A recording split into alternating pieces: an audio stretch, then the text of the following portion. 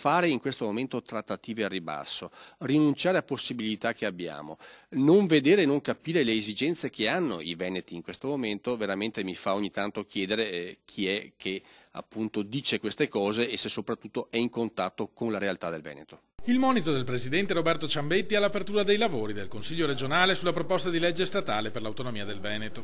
Dopo le perplessità emerse nelle commissioni, l'appello è a non cercare di abbassare l'asticella delle richieste. È d'accordo il Movimento 5 Stelle, che invita le altre forze politiche a non perdere tempo in schermaglie.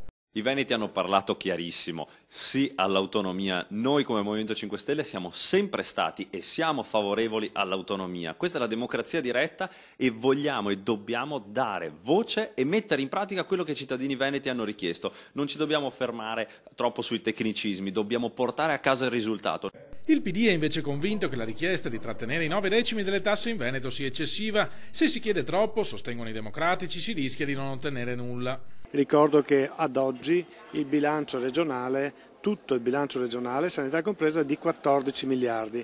Noi con l'articolo 2 ne chiederemo 20 in più. È chiaro che fa fatica a tirare una trattativa, prima ti chiedo i soldi e poi decidiamo le materie. Se tutte le 15 regioni chiedessero esattamente quello che richiede il Veneto, i casi sono due: o salterebbe il bilancio dello Stato da un lato, dall'altro se si applicasse la cancellazione dei sistemi di perequazione ci sarebbero intere regioni che perderebbero parecchie risorse.